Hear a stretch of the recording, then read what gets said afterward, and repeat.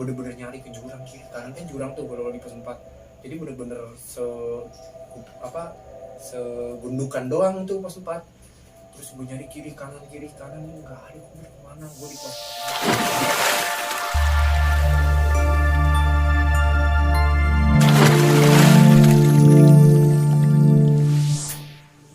Yo, what's up guys, kembali lagi sama gue di Ruang Waktu 23. Kali ini kita mau ceritain hal yang berbeda lah, nggak yang kayak kemarin-kemarin. Sekarang kita cerita tentang kayak pendakian horor. Karena teman gue nih, salah satu teman gue ini banyak dia cerita-cerita tentang horornya waktu dia ngedaki. Salah satunya di Gunung Lawu lah, yang banyak cerita orang keangkerannya Gunung Lawu.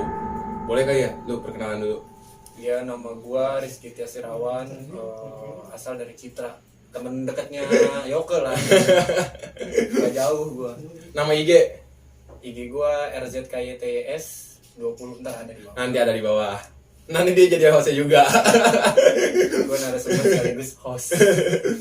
Sekarang kalau misalnya boleh tahu, lu gawe? Kerja, Ya, bagus lah. Kalau misalnya boleh cerita nih, coba cerita awal mula lu dari Gunung Lawu gimana sih? Yes. Sebenarnya nih cerita gue di Lawu bener-bener pertama kali nih gue ceritain di sini ya, di channel Ruang 23. Sebenarnya nggak pertama kali sih. Ini pertama kali gue cerita di channel YouTube. Sebelumnya gue cuma cerita ke teman-teman dekat gue doang, dan teman-teman gue ya kayak, wah, yakin lu ya.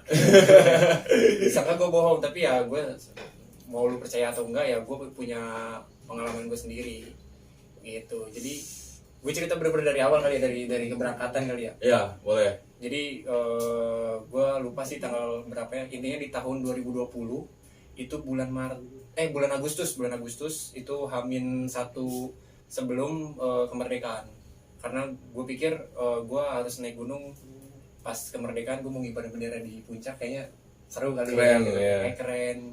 Sebenarnya di situ ada problem ketika gue keberangkatan, di Cemoro Kandang itu, di Cemoro Sewu itu udah full slot gitu, full pendakian. Jadi nggak bisa, akhirnya gue urungkan 1 hari ke belakang. Jadi gue mundur tanggal 17 tuh gue baru berangkat dari sini. Oh, pas tanggal 17 lu berangkat. Sedangkan dari dari Tangerang ke Solo kan gue lewat, by the way gue lewat Candi Ceto. Jadi Tangerang ke Solo tuh ya sehari lah, gitu kan. Jadi gue mulai ngedakinya ya tanggal 18, cuman yang masih belum jauh lah dari hari kemerdekaan lah. Di patut dibanggakan. Patut dibanggakan. Ya karena pengen naik gunung aja sih di tanggal 17 tuh, ya enak aja lah. Terus gue naik bis dari sore ya kan, nyampe, ya kita ambil singkat cerita, sampai di terminal Karangpandan. Karena gue berhenti di Karangpandan ya, soalnya agak aksesnya lebih dekat aja sih kalau lewat Karangpandan. Kalau lewat Tirtonadi kayak harus biaya lagi, lebih mahal. Ini juga tips juga sih sebenarnya buat kalian, kalau emang mau ke Lawu via Candi Ceto, mendingan turun Karangpandan kalau menurut gue ya. Terus kita mulai naik bis 3/4. Itu udah mulai pagi lah, jam 3, jam 4 subuh. Gue naik bis 3/4. Di situ bis udah tahu kalau kita mau mendaki, karena kan kita bawa barang-barang gede gitu, carrier gede. Jadi kita mendaki, sebelum naik bis ini gue sempetin ke sebuah retail. Terus tujuan gue tuh beli gula merah sih, kayak kalau di gunung tuh gula merah biar nggak cepet haus. Gitu ilmunya.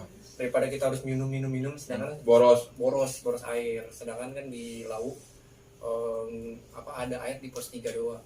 Seingat gue di pos 3 doang sih ada air. Terus singkat cerita, di perjalanan di bis 3/4 itu ada salah satu temen gue di sini udah mulai ada kejanggalan ya. Jadi dari salah satu, kan gue naik berempat kan, dari salah satu dari 4 ini ada yang nyeletuk. Itu udah sampai kaki gunung, udah sampai sebelum pedesaan itu ada yang nyeletuk. Lah ini mah dinginan di kampung gua, katanya gitu. Dia ngomong dinginan di kampung gua, kalau di kampung gua airnya sampai ada embun-embunnya, ada uap-uapannya gitu. Kata gua, ya gua belum nyadar kalau di situ dia menyombongkan diri sih. Iya. Cuman timbul keanehannya di sini ketika gua kan cuma pakai flanel doang kan, pakai flanel. Terus keluar bis, tapi yang kedinginan dia doang yang nyeletuk ini. Yang cuman kedinginan dia doang, sedangkan yang lain-lain fine-fine aja gitu loh. Mereka kedinginan ketika mereka ngeliat megang air doang gitu loh. Kalau air kan ya namanya daerah di bawah gunung daerah sih. pegunungan pasti dingin banget, lu pasti nggak bakal berani deh ketemu air tuh di gunung jam pagi-pagi gitu. Dia udah kedinginan dari turun bis, mungkin itu adalah sebuah resiko ketika dia ngomong. Ada salah ucapan. Makanya gue gimana ya, kayak wah kenapa harus ngomong gitu sih gitu kan. Ya, Mumpung masih di bawah gue ngingetin sebenarnya, lu kayaknya nggak perlu ngomong gitu deh gitu. Karena kan kalau kita udah naik gue nggak bisa ngingetin, cuman paling ngalihkan doang ya. ngalihkan obrolan. Singkat cerita pendaftaran terus briefing, di briefing sama rangernya bahwa kita nggak boleh ngecamp di pos 4 karena dari pos 3 kan paling udah tau lah, briefingan dari pihak ranger nggak boleh ngecamp di pos 3 sampai ke 4 karena ya mitos dari warga-warga situ taunya begitu. Ya gue hanya menuruti gitu kan. Berarti gue tadinya sih emang pengen ngepost di pos 4, bikin tenda di pos 4. Cuman karena tahu itu ya gue mengalihkan untuk ke pos 5 Sabana. Berarti emang udah ada peraturannya itu nggak boleh tuh? Nggak boleh. Katanya kalau lagian juga sudutnya terjal sih. Emang kalau kita lihat dari spesifiknya gitu terjal. Jadi nggak dibolehin. Mungkin ya secara rasional gue mikir begitu. Cuman kan namanya gunung kan bukan tempat kita juga tamu. Singkat cerita jalan ngos-ngosan lah di situ, karena jalannya juga bener-bener dikejar gitu loh sama waktu. Terus gue kan naik berempat nih, jadi dua orang gue dan satu orang ini kameramen gue sebenarnya. Jadi gue itu udah naik ke beberapa gunung, jadi udah terbiasa lah sama pendakian. Nah gue bawa 2 orang pemula, nah yang salah satu yang nyeletuk itu juga yang pemula. Oh yang nyeletuk itu juga pemula juga dia? Bener-bener baru sekali gitu naik gunung, asli sumpah. Dia ngeliat mungkin dari Instagram gue di gunung gitu ya. Wah kayaknya keren nih gitu kan. Ya sebenarnya emang keren, cuman perlu perjuangan gitu kan. Lu kalau mau naik ke puncak langsung instan mah lu naik helikopter. Iya benar langsung. Singkat cerita jalan itu nyampe di pos 3 itu gue kisaran jam setengah 2 siang, karena kan gue jalan lambat bawa pendorong pemula kan gue. Terus di pos 3 ke pos 4 itu temen gue ada yang mulai bibirnya biru. Kalau menurut ininya kayak itu gejala hipotermia udah mulai kedinginan. Bibirnya tuh kayak darahnya beku. Dari pos 3 ke 4. Iya, jadi masih di pertengahan 3 ke 4 lah. Terus gue ngeliatnya kayak kasian banget ya. Jadi karena gue kan sebagai leader di pendakian itu ya coba gue tuntun. Terus pokoknya itu salah satu dari yang pemula ya, yang bibir biru. Terus salah satunya lagi udah mulai kedinginan karena kita banyak berhenti sih. Jadi kalau di gunung tuh kita nggak boleh banyak berhenti. Kalau mungkin orang mikir kalau gue berhenti gue istirahat kan. Sedangkan kalau di gunung nggak bisa kita lama-lama berhenti karena kan suhunya dingin, kita harus terus gerak gitu biar enak. Singkat cerita nanti nih mau di tanjakan, mau ke pos 4 udah di balik tanjakan itu sebenarnya. Terus gue mau naik, di situ ada rombongan lain lah mungkin yang membuat teman gue salah satu ini semangat gitu loh, kayak udah ayo gas gitu. Sedangkan gue melihat kondisi satunya lagi bibir udah biru, udah lemes, udah bener-bener gejala hipo lah. Kata gue udah panik lah, karena kan gue mikir dia berdua ini gue bawa, mereka bertiga ini gue ngajak gitu loh. Jadi gue bertanggung jawab atas nyawanya segala macamnya ya kan.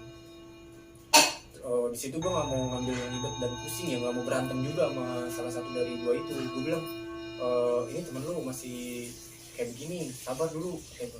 Cuman dia dengan kayak egoisannya dia tetap jalan sendiri gitu loh. Mungkin dia emang lagi semangatnya atau eksistensi, gue nggak tahu ya kan. Jadi dia jalan sendiri, berselang 10 menitan lah gue ngikut jalan bertiga. Jadi perbandingan sekarang 3 sama 1, yang 1 duluan, yang 3 gua dan 2 teman gua itu baru terakhiran jalannya. Oh berarti dari pos 3 itu lu tuh nuntun yang 2 orang itu ya? Berarti ya. Nah, yang satu ini dia jalan duluan karena tadi terlalu ambisi dia. Ya ambisi, bisa dibilang ambisi sih, ambisinya terlalu besar. Sedangkan kan nih gunung kan gak cuma sampai pos 4 dong, dia nyampe puncak. Gua harus kontrol capeknya gua, kontrol nafas gua segala macem.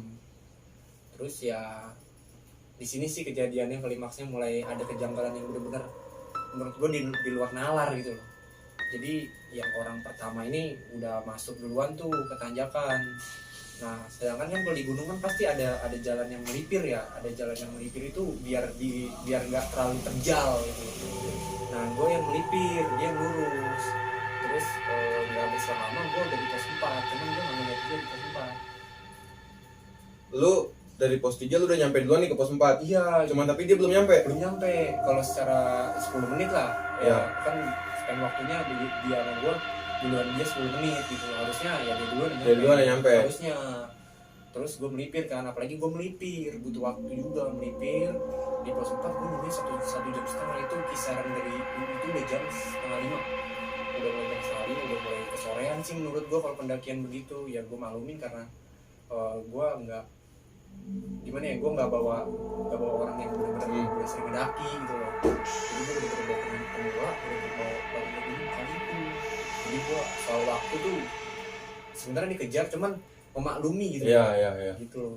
Akhirnya gue nungguin di pos pos 4 cukup lama kan, udah jam setengah 5. Apalagi dari pos 5 pos 4 ke pos 5 itu perlu waktu lagi. Gue takut kemalaman di jalan ya kan. Terus gue putusin, gue ngomong gini ke dua orang temen gue ini yang masih bareng sama gue, kalau dia ikutin briefingan gue dia pasti nyampe ke pos 5. Sebenarnya bukan karena gue egois ini sih, karena ya balik lagi kita nggak boleh ngecamp di pos 4 gitu loh. Makanya gue bener-bener ngejar waktu gimana caranya sebelum nyampe pos 5 tuh sebelum gelap. Ya, belum malam banget lah ya. Susah soalnya bikin tenda malam-malam tuh susah. Soalnya gue pernah berantem dulu bikin tenda sama temen gue karena kita malaman bikin tenda, gelap, dingin dan segala macem. Nah gue mulai berpikir kalau kita bikin tenda sore mungkin gak dingin kali ya, jadi bisa konsentrasi dan segala macem gitu sih. Terus gue nungguin lama kan di pos 4, terus memilih jalan itu di pertengahan pos 4 ke pos 5 itu gue berhenti lagi duduk. Jadi bener-bener ngeres karena kan temen gue juga kecapean. Terus sembari gue tanya-tanya pendaki-pendaki yang di belakang gue nanya kayak, bang lihat pendaki yang begini nggak, setelannya begini nggak, gini nggak? Dia bilang nggak ada bang katanya. Ini gue terakhir katanya, terakhir bang. Ya gue makin panik lah denger kayak dia bilang dia terakhir gitu loh. Nggak ada lagi soalnya spend orang di belakang gue udah kosong gitu loh. Dia bilang, wah kata gue anjir, ya masa iya sih kata gue kan. Ya gue tahu sendiri cerita-cerita di Lau gimana. Terus gue mikir, mana masa iya baru pertama kali naik gunung hilang kata gue. Sumpah itu gue pemikiran gue udah langsung kehilang. Cuman habis itu gue tepis pemikiran gue kayak udah itu ini gue kali negatif thinking gue. Gue jalan lagi. Nyampe gue di pos 5. Nyampe di pos 5 gue tetap melihat ke arah belakang gue kayak semoga temen gue ini nyampe ke pos 5 gitu loh. Karena kan gue tanggung jawab kalau hilang gimana cara ngasih tau ke keluarganya. Si ini hilang di gunung gini jasad nggak ditemuin atau ya orangnya nggak ditemuin. Kayak hancur gue ngeliat temen gue hilang di gunung tuh. Makanya kepikiran lihat ke belakang. Dan yang lebih parahnya ya tenda dan logistik dibawa ke dia yang hilang ini. Jadi gue cuma bawa yang di tas gue ya, dan di tas 3 orang ini tenda, alat pendakian kayak trekking pole, terus mie ada 6, mie kuah semua. Mie kuah ada 6 sama roti sisa dimakan di pos 3 itu ya, sisa tinggal 3 helai lah. 3 helai kata gue, anjir nih sampai besok kuat gak ya gue pemikiran begitu. Terus ya udahlah kita mikir bikin tenda dulu buat tempat kita istirahat. Nanti soal makanan kan bisa dipikirin lagi. Soalnya kan di Lau kan identik dengan Boim.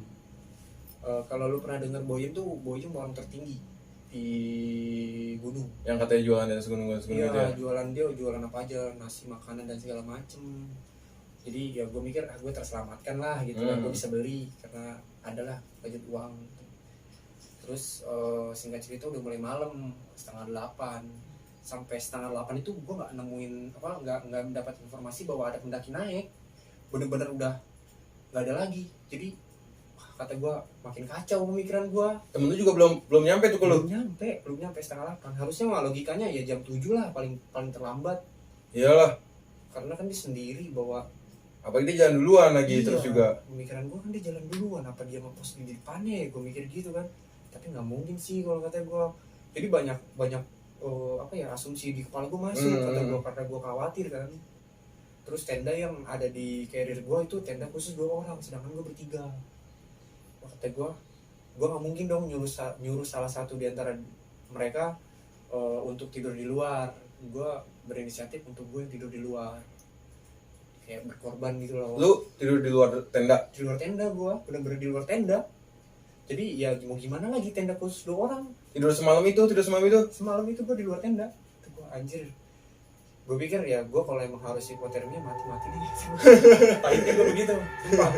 Kalau harus mati deh, udah nggak usah ngerepotin, tinggal ranger ke atas buat gotong mayat gue, nggak usah gue sampai sakit-sakitan. Gue mikir gitu.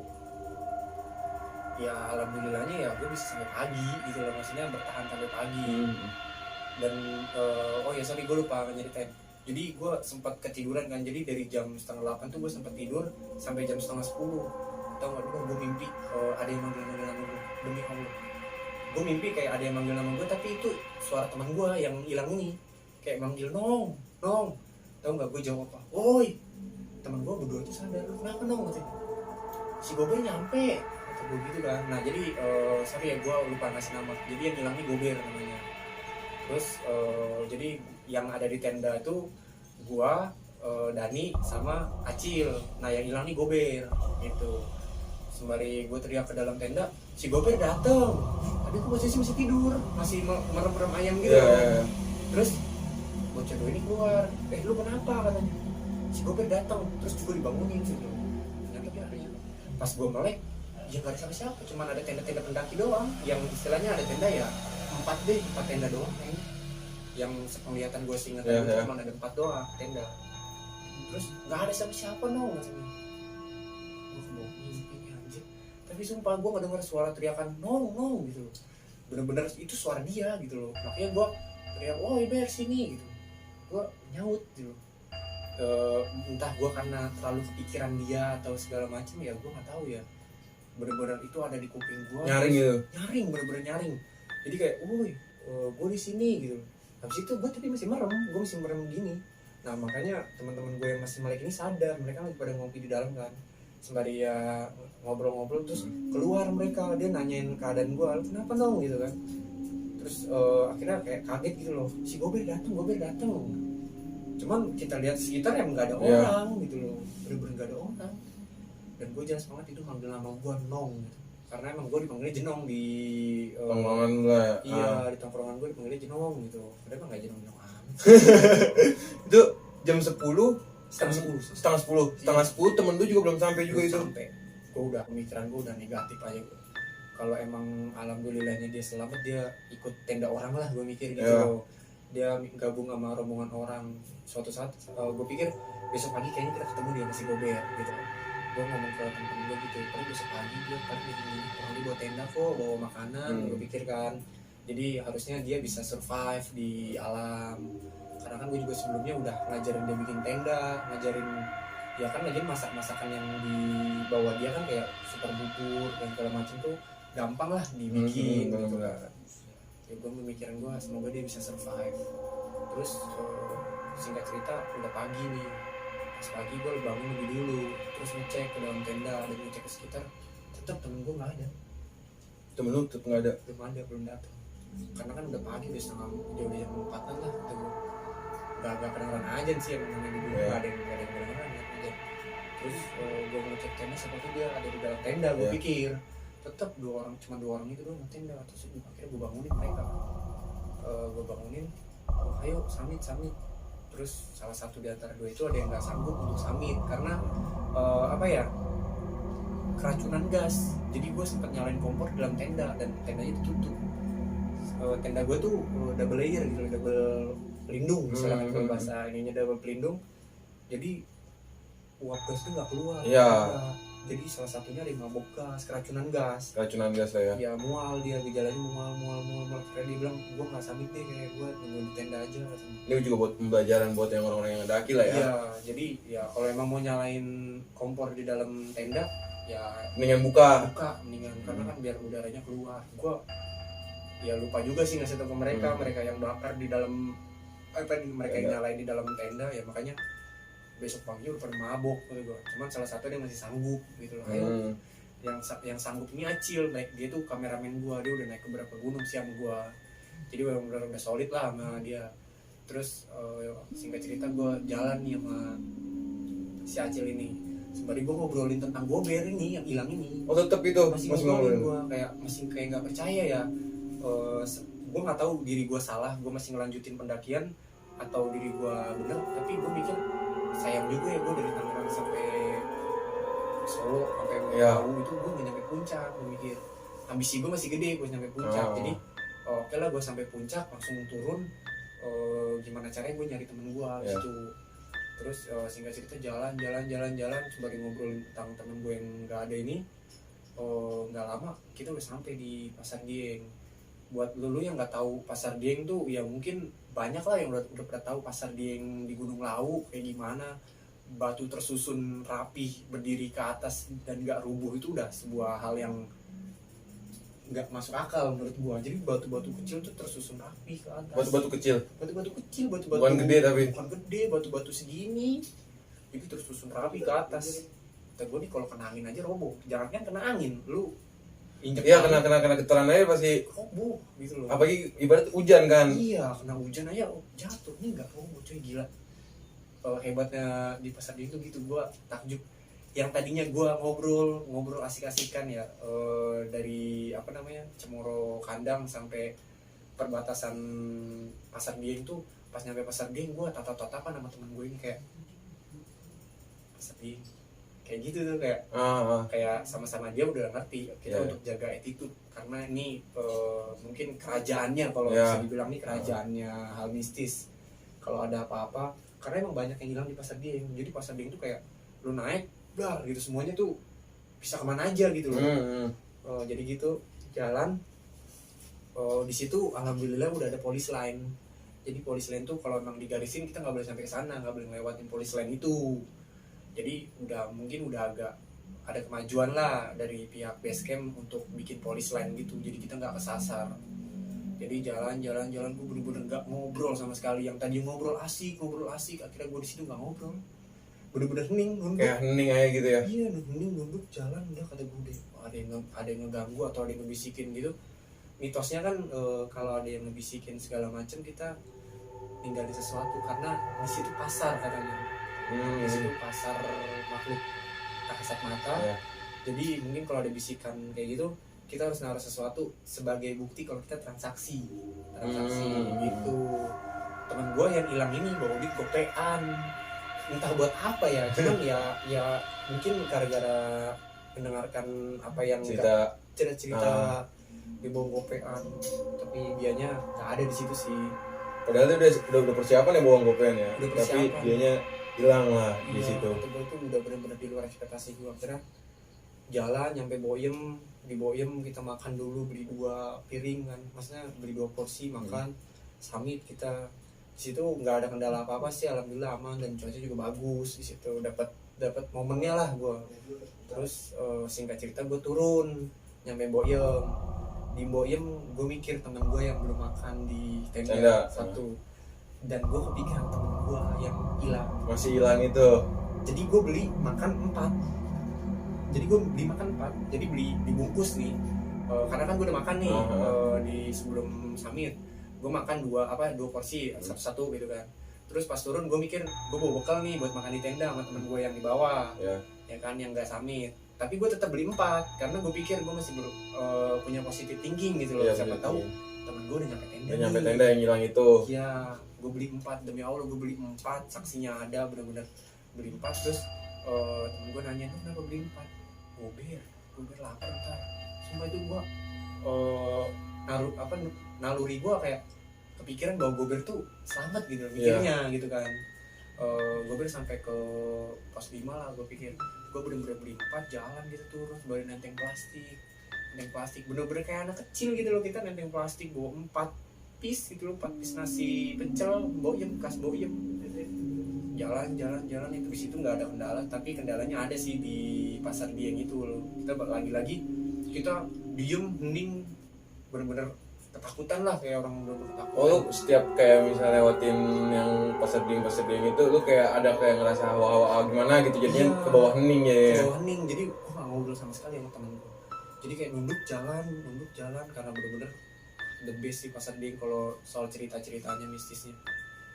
Singkat cerita gue jalan lagi nyampe ke tenda itu ya kisaran jam setengah 12-an gue nyampe tenda lagi. Gue lihat gue masih nggak ada. Kalau lu masih nggak ada. Iya, sedangkan gue udah bawa nasi empat. Gue sampai ngomong dalam hati, oh Ber, kemana lu Ber, ini gue udah bawa nasi 4 lagi. Gue siapa yang satu yang makan, gue gitu kan. Gue ngomong gitu dalam hati gue. Gue gak berani ngomong secara langsung karena gue takut bikin temen gue mentalnya down gitu. Yeah. Takutnya mereka ngira gue, wah si Gino kenapa nih, kayak halusinasi atau apa segala macam dan lain-lainnya. Makanya di situ gue kayak sedih banget hati. Terus setelah makan gue suruh temen-temen, ayo cepet kita gelar tutup tenda, prepare tour. Gue nggak tenang kalau gue belum ada. Biar begitu. Singkat cerita tenda udah dilipat lah. Terus mulai perjalanan pendakian. Jalan nyampe di pos 4. Tahu nggak, gue nyampe di tempat kejadian tuh kayak bener-bener nyari ke jurang kiri kanan, kan jurang tuh kalau di pos 4. Jadi bener-bener segundukan doang tuh pos 4. Terus gue nyari kiri kanan nggak ada. Mana gue di pos 4 lama. Lu sempet nyari ke jurang juga berarti? Sempet nyari tapi cuma melongok doang gitu. Kata gue semoga nggak kesini lah, tolong doa gue tuh bisa dikabulin untuk gue selamat gitu kan. Gue pikir kira gue sekian lama nyariin gue dan gue komunikasi sama 2 orang itu kan, kayak ada nggak gitu. Nggak ada.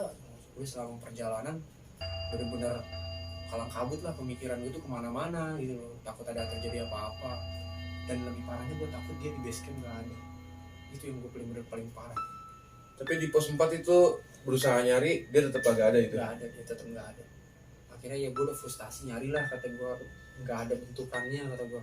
Akhirnya ya gue nerusin perjalanan pendakian dengan bener-bener buru-buru sih, sumpah itu bener-bener buru-buru. Dan di pos 2 itu ya singkat cerita gue ke pos 2, salah satu kameramen gue sininya ketarik, jadi kayak pengselnya kejepit lah, sarafnya kejepit. Jadi bener-bener kaki dia nggak bisa nekuk gini nih, nggak bisa gini. Jadi kakinya lurus. Sedangkan kita masih turun dulu pos 1 sampai ke base camp lah, masih turun. Gue udah kepikiran, kata gue anjir, ini pendakian gue kenapa sih? Salah apa? Gue mikirnya gitu kan. Ada kejadian apa nih kok bisa sampai begini? Temen gue yang istilahnya dia sudah matang lah menurut gue pendakian gunung, dia bisa sampai saraf kejepit.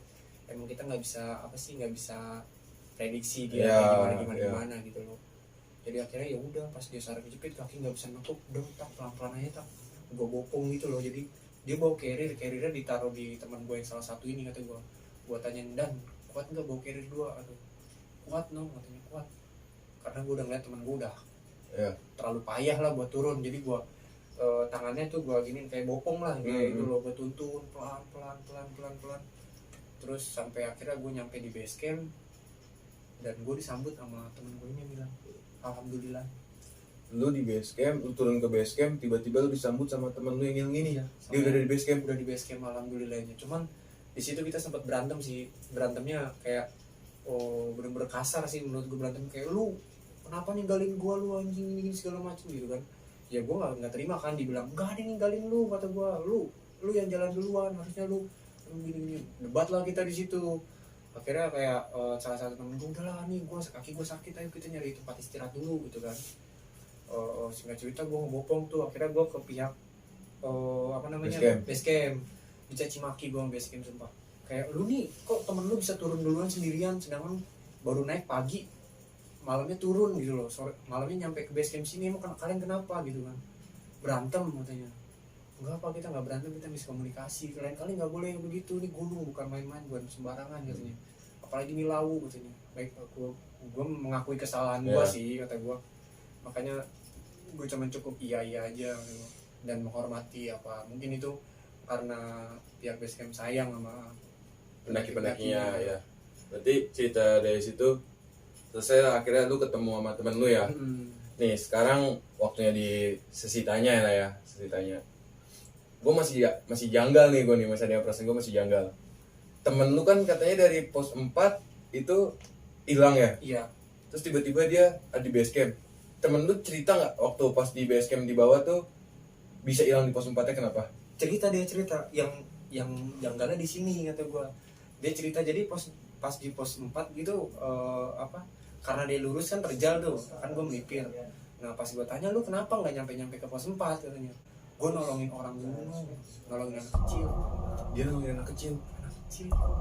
Sedangkan ya kalau yang udah pernah naik Gunung Lawu pasti tahu 18 tahun ke bawah tanpa pendamping itu dilarang. Tapi dia nolongin anak kecil Dan nggak ada siapa-siapa sih anak kecil ini. Bener-bener anak kecil itu sendiri. Gue tanya ya, dia ngomong, lu bener nggak lu tolongin anak kecil? Gue bener dong, gue tolongin anak kecil. Gue nolongin anak kecil. Jadi karena terjal anak kecil itu nggak bisa lompat, takut kegelincir gitu loh. Jadi ya gue taruh gue julurin tangan, turun dia. Pas turun dia bilang makasih, dia jalan sendiri dia dong katanya begitu. Lu sadar nggak sih yang lu tolongin apa gitu kan? Gue mikir karena udah udah mistis gitu loh. Anak kecil mana yang naik gunung gitu loh jam 4:30 sore. Terus kagak ada pendamping lagi. Gak ada pendamping. Terus singkat cerita, terus kok lu bisa turun katanya? Iya gue ikut 2 orang katanya. 2 orang mana lagi 4:30 ber kata gue. 4:30 nggak ada yang turun. Minimal ya turun nyampe pos 4 itu jam 1:30, jam 2. 4:30 tuh udah terlambat banget, pasti di jalan itu dia kemalaman. Sedangkan kan di Lawu pihak basecamp juga bilang kita nggak boleh trekking malam ya, bukan pagi subuh. Kita nggak boleh trekking malam tuh karena mungkin ada beberapa kejadian atau aspek dari pihak ranger untuk nggak bolehin kita trek malam gitu loh. Ada alasan apa sih semua pihak basecamp melarang kita tuh. Makanya gue pikir lu turun sama siapa? Gue turun sama 2 orang cowok semua, katanya ke jalan turun ditemenin sama dia. Terus sampai di Candi Kete, karena kan gue lewat Candi Cito ya, jadi pas nyampe di Candi Kete gue kepisah sama orang itu. Katanya dia dari dulu dia kenceng banget, gue kecapean katanya. Pas kecapean gue istirahat, ya udah bang duluan aja gini gue ketinggalan. Pas ketinggalan udah gue nyampe basecamp sendiri. Tapi pas di basecamp lu ketemu nggak kata gue, karena kan gue gak make sense aja gitu loh. Gue nanya itu karena gue mikir turun, ada orang turun jam segitu, gak mungkin lah anjir kata gue. Makanya gue tanya lagi ke dia, pas di basecamp ketemu gak? Enggak, kayaknya dia langsung turun deh ke bawah. Bis mana yang turun jam malam kata gue, apalagi dia cuma berdua, gak ada charteran. Bis juga mau ngangkut yang rame gitu loh. Ya gak mungkin lah berdua doang. Iya, malah ngabisin bensin doang kan. Terus dia mikir lagi, gila udah enggak. Pertama kali ngedaki lu cerita keren banget sumpah. Kalau menurut gue ya, menurut lu keren sih kalau kata menurut lu keren, tapi menurut gue stres anjing gitu gue kan. Di bawah dari atas sampai bawah gue kepikiran lu mulu, tau nggak? Lu tanya temen-temen lu nih 2 orang ini, gue beli nasi 4 buat lu. Maksudnya yang di camp tuh kan gue 3an. Iya. Nah gue beli 4 karena gue masih kepikiran lu. Iya. Itu kata gue, betapa sayangnya gue sama lu anjir. Tapi dia pas dari dia turun itu kan dia kan ditinggalin sama 2 orang yang katanya nuntun dia ke bawah. Tapi pas di basecamp tuh bener-bener gak ketemu sama orang basecamp itu, sama orang 2 orang itu. Ya. Tapi ya alhamdulillah aja sih, untung dia ditemenin turun. Gue mikir entah itu hal gaib atau kedoraan manusia kan gue nggak tahu. Dia cuman si teman gue ini bilang itu manusia kok, bareng gue aja ngobrol gini segala macam, nyambung kok katanya. Ya emang nyambung pasti ya. Iya namanya gituan mah nyambung. Kalau gaib gitu mah nyambung. Lu nolongin anak kecil, sama anak kecil itu ngobrol lama nyambung gitu kan. Anak kecil itu siapa? Anak kecil itu siapa kata gue, lu gila lu. Terus lu nggak ketemu kan di base camp ya. Logika aja tuh, mau gimana juga, ini bukan tempat kita ber gunung, kita cuma tamu, mau senang-senang di situ. Tapi itu sempat nanya nggak ke rangernya ada yang turun nggak gitu? Oh enggak, gue nggak nanya karena kan gue diomel-omelin. Iya. Gue mau nanya, yang ada gue diomelin lagi dia. Gue diomelin banget gue di situ. Yang sebenarnya bukan salah gue, karena gue leader, gue bertanggung jawab. KTP gue kan di situ sebagai jaminan, jadi rombongan lah istilahnya gitu. Berarti tapi kalau dari lu pas yang malam itu lu kagak nggak terganggu atau apa? Alhamdulillah nggak ada. Alhamdulillahnya kalau gue pribadi gue nggak ada sih, nggak keganggu segala macem ini, kayak makhluk gaib apapun itu, yang 3 orang itu nggak ada yang cerita hal-hal aneh sih ke gue, nggak ada hal aneh. dan gue pun nggak ngerasain. Gue tidur di luar alhamdulillah sih, kayak ya tidur aja blok, tiba-tiba kebangun. Gara-gara gober itu juga ya, Iya. kebangun namanya 9:30 gara-gara Mungkin gober. ya mungkin sih kalau gue bilang gue keganggu itu yang itu cerita itu yang gue tidur terus dipanggil-panggil, entah halusinasi karena terlalu kepikiran, karena stres, bisa jadi aja sih itu. Positif thinkingnya ke situ. Thinkingnya ke Positif situ. thinkingnya ke situ. Karena ya gimana ya, kepikiran aja gue sama temen gue gak ketemu, gimana cara ngejelasin ke ibunya gitu loh. Sedangkan dia kan pamit ke gunung izin, Iya. mau ke gunung, jadi kalau harus hilang tuh kayak lebih sakit sih menurut gue dibanding gak izin. Tapi si yang gober-gober itu dia nggak ada kayak sakit atau apa, nggak ada lah. Nggak ada sih, dia alhamdulillah sehat-sehat aja sampai sekarang. Nggak mengalami traumatik gitu, malah Iya. mau naik gunung lagi karena kata dia seru ceritanya, katanya seru gitu loh, gue bisa hilang gini, lu hilang lagi gitu. Lu kalau naik jangan sama gue deh, gua stres mikirin lu, mau hilang lagi dia. Parah, kata gue kastus. Tapi lu juga nggak ada trauma buat Klau. Nggak ada sih gue, menurut gue ya sama, ini cerita keren karena gue ya bukan gue yang ngalamin. Iya. Kalau gue yang ngalamin mungkin gue takut juga sih. Oh, oke kali ya. Cukup ceritanya. Yes, thank you banget ya. Kalem-kalem, parah nih cerita keren nih. Buat kalian nih yang punya cerita ngedaki atau cerita-cerita horor, bisa nge-DM IG-nya Ruang Waktu atau bisa Gmail, nanti ditaruh di bawah emailnya. Buat kalian yang belum subscribe, silakan subscribe, nyalakan lonceng, jangan lupa komen. Terima kasih.